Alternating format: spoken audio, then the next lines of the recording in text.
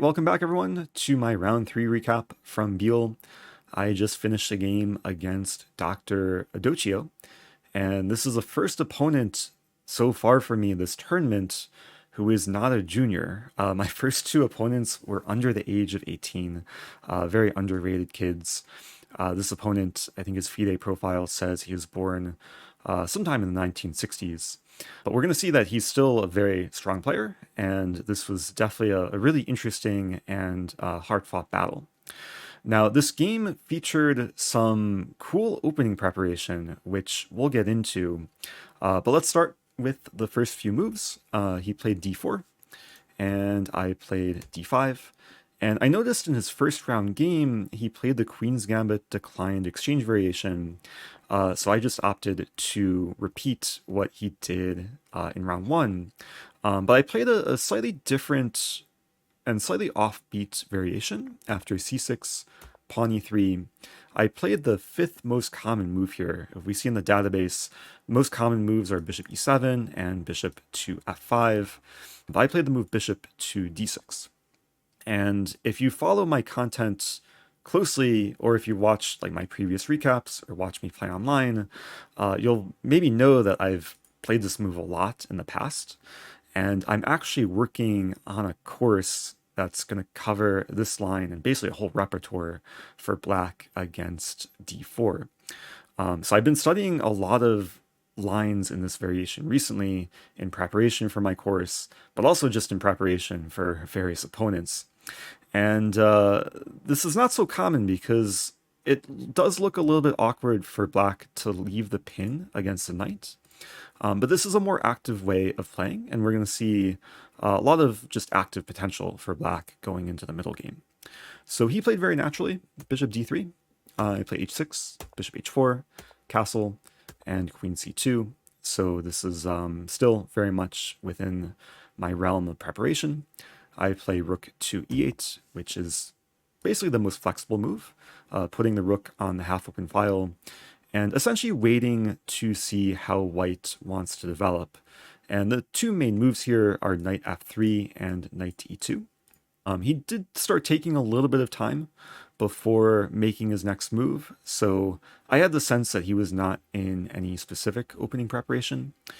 He played the move knight to f3, and I want to note that I had this position about a year ago against none other than Magnus Carlsen in the simul of the opening ceremony of the Sinkfield Cup. And the video is on YouTube along with another video of my analysis of that game. But I learned from that game because Magnus absolutely crushed me there, and we'll see the difference between that game and this game. But so far we're following my game against Magnus. So my opponent is playing exactly like Magnus Carlsen. I played bishop e6, he castles. I play knight bd7, he plays a3. I play a5, he plays rook a b1, and this is still the game I played against Magnus, and I actually have it in a different chapter here. We can see it was the same position after rook a b1. And in that game against Magnus, I played the move queen to b8, which is actually the only move that's been played before in the Masters database. And this is one of the top engine moves, and it should be like relatively solid, even though Magnus went on to just crush me, played a positional masterpiece to grind me down. But after I lost to Magnus, I did some homework in the opening, and I did some just deeper analysis, and I discovered a different option for black in this position. So going back to my game, rather than repeating this line, I played another move that the engine is very fond of, this move rook to c8. And at first this move looks a little bit strange because it's putting the rook on a file which is just closed, and it took me a long time to actually understand the purpose of rook c8, even after seeing that engine will spit it out. And I can just enable Stockfish here. Rook c8 is the top move by a small margin. But yeah, at first it seems like black should keep the rook on the a file because after b4 takes, usually it's good to have a rook on the open file. But the point of rook c8 is actually prophylaxis against white's minority attack. And the point is, if white plays b4 in this position, which my opponent didn't play, but it's a major idea for white, black can take, and then play pawn to b5. And the idea is to very quickly get the knight to b6 and c4 and establish a very strong outpost on the queen side, even have ideas of knight a3 later. And this completely diffuses white's minority attack on the queen side. And the reason for having the rook on c8 is after knight to e2, normally this move would attack the pawn and gain some time, but in this position the pawn's already defended, so I can go ahead and very quickly get the knight to c4. So I hope this makes sense. Rook c8, it's kind of based on some subtle and deep ideas, but I was happy to get to play this in the game, and this is a novelty according to the Master's database. Here my opponent continued with bishop to g3, which is a very natural move, and if we compare this to my game against Magnus, after queen b8, bishop g3, what ended up happening in the Magnus game is I went for b5, and after knight to e2, I was really suffering with the c-pawn, and just had a few moves, I was just put under major pressure.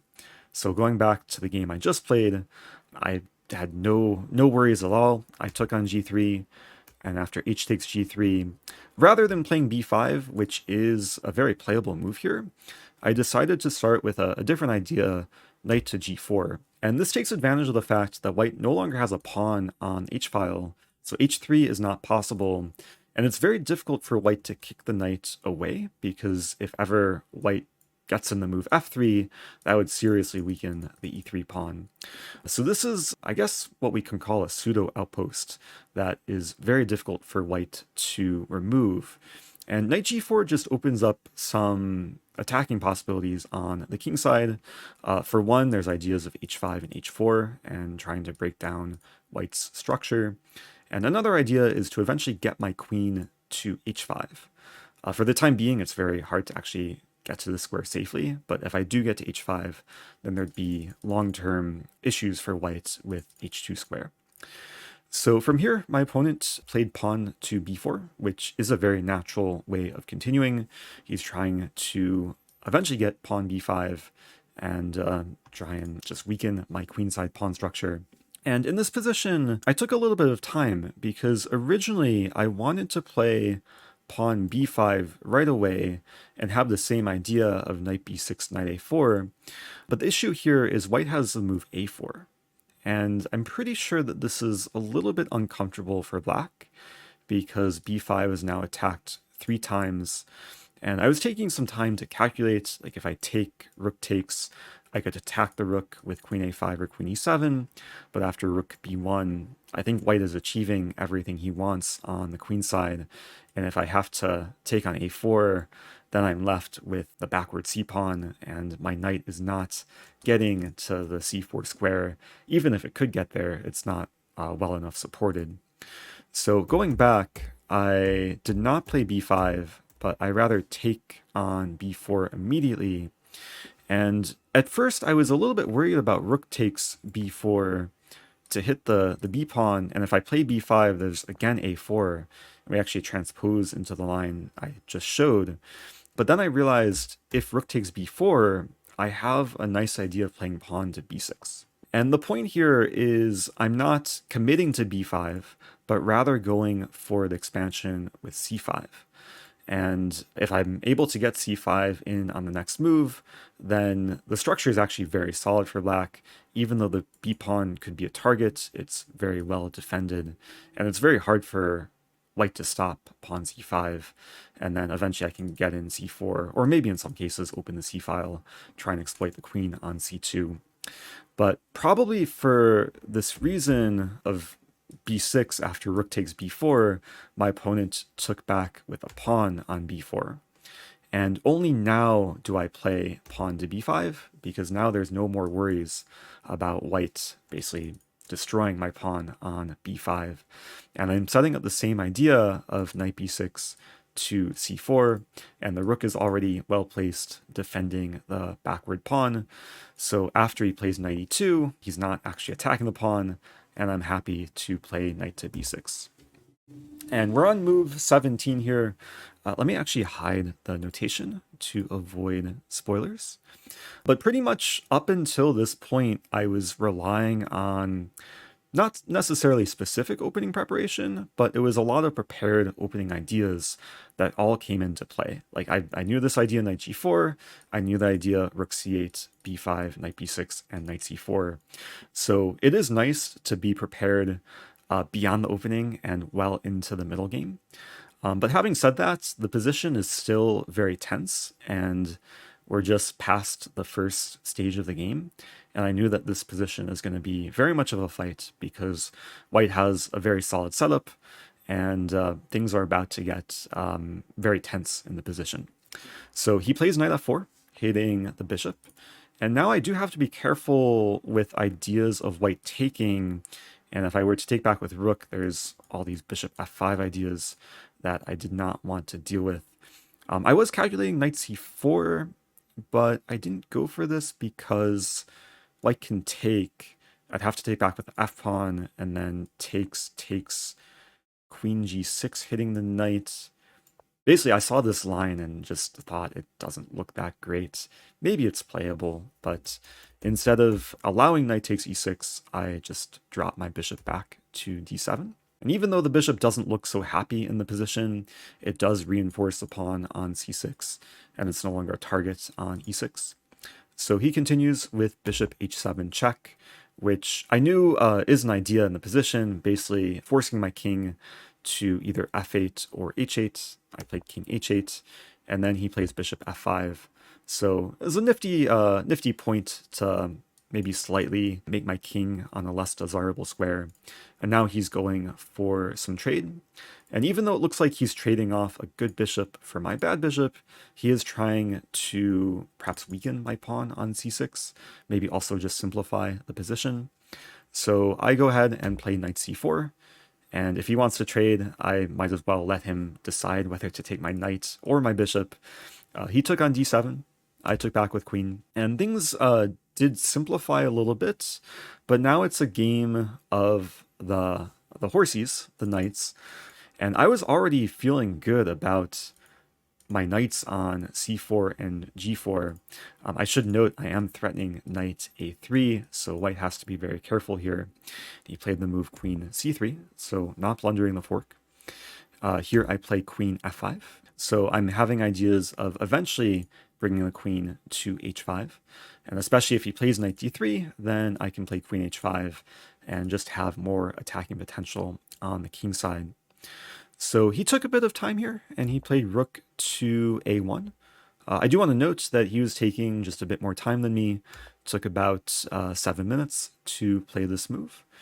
And it's a very natural move. It's putting the rook on the only fully open file on the board. And I fight for the file, rook a8. And now we have an interesting kind of staring contest between the rooks, because white doesn't really want to take my rook, because then I take back and control the a file. Likewise, I don't want to take on a1 because that would just concede the a file. So for the next many moves, the rooks just stay here, staring at each other. And he started with a move queen to d3 here, which I was actually happy to see because pretty quickly I responded with queen to e4, which I have a feeling he maybe overlooked this move. But it's actually a very nice square for the queen, because he can't really take without weakening his position tremendously. The point being the knight just doesn't have a good square to go to. Knight e1 would just hang the rook on a1. And if he takes first, this is just a huge concession. And now if knight e1, I'll start cleaning up on the queen side. And yeah, if he plays knight h2 here, I think I would just play knight to f6 and start going after the b4 pawn. But on top of the fact that it's not good for white to take on e4, white also has to be careful to address my threat in the position. Imagine it's black to move. My next move is pawn g5. And this would win a piece. Like, for example, let's say he plays some nothing move like rook b1. After g5, the knight is attacked. The knight's also defending the queen. So really the only try would be queen takes e4, but then I take back and I'm hitting both knights with these two pawns. So g5 is a very lethal threat. And it's not so clear how white just defends. If he plays a move like rook d1 to over-defend the queen, I have this fork on b2. So he took a lot of time after queen e4 only to return to c3. And while he was thinking, I was pretty sure this is the best move. And I was actually a little bit frustrated that it's not clear how I can punish the fact that white just played queen d3 and moved back and seemingly lost a tempo. I was trying to figure out how to try and push on further for some advantage. And then I took a bit of time to try and weigh my options. I was very close to playing pawn g5 here, but I didn't want to overextend too quickly because he has knight to d3. And I was trying to calculate some lines, like if I play queen g6 going into h5, then he has knight de5, and I didn't want the position to liquidate too quickly. Like if takes, I don't think black is better here, even though the e-pawn could be a target. I mean, he's threatening e6 to unleash the check, and now c6 is also a target. So I took some time calculating such lines, but I ultimately decided to play a very non-committal move, and I just moved back to e7. And I was really just trying to keep the tension in the position, given the time situation. We're still well before move 40, so I wanted to keep the position as tense as possible to try and just pressure him on the clock. Now, going forward from here, he plays knight d3, and I play pawn to f6, which does look a little bit strange at first, but the point is I'm preventing any simplification with knight e5, and I'm also creating the square on f7 for the queen, because there are ideas of eventually still getting the queen to h5. So here he plays knight to h2, which I'll admit I did not quite see coming, and after this move, I realized the deficiency with f6 is it took away the f6 square for the knight, and here I can't avoid the trade of knights because my knight is just restricted by its own pawns. And after he played knight h2, the first move that came to mind was a potential sacrifice on e3. And I took a long time trying to make it work, but yeah, it just doesn't work at all. If I take on e3, I think there's knight f4. I did analyze a little bit with Engine after the game, but knight f4 would hit the g6 square, and the knight is still attacked by the pawn. So after a bit of a think, I decided to play the move pawn to h5, not trading immediately, but keeping the tension. And now I make it so if he wants to trade knights, then I can take back and get my pawn closer to the center. Also open the h-file. I did have dreams of someday getting a queen rook battery and mating on h1. But from here, things do simplify a bit. He takes on a8, I take back, and he takes on g4, I take back, and then he plays rook to a1. And yeah, it seems like here I'm not going to have much attacking potential on the king side. I don't really want to completely avoid the trade of rooks because that would just concede the a-file. So here I decide to just defend my rook with queen e8. And I'll be honest, at this point I thought the position is heading towards a draw, but I was still just trying to keep any hope alive of having some imbalance or just some chance to play for a win. And with queen e8, I'm making it so if he takes, I would take back, and at least I do have one trump in the position. But he didn't take on a8. He starts with knight to c5. And again, oh no, my battery. I'm running low on charge. Let me find my charger. There we go. This is my power converter. Hey, okay. My computer will not die, and neither will my position. Power converter or power adapter? Fun fact, I forgot to travel with one, so I ended up buying it. Shout out to Coop, the store that sells everything. Anyway, what was I talking about? Yeah, he plays knight c5, and we're still in a situation where our rooks are having a staring contest, and I really didn't see a obvious plan, so I just tried to make a basic improving move, pawn to g6. I want to get my king to g7, and maybe eventually play f5. So here he plays knight to b3, which I'll admit I wasn't expecting, but it does have a few ideas. For one, maybe he wants to play knight a5, and another idea is he does control the a1 square, and we're going to see how he tries to make use of the square very soon, because after I play king g7, he finally takes on a8, no more staring contest between the rooks, but now the queens are having a staring contest.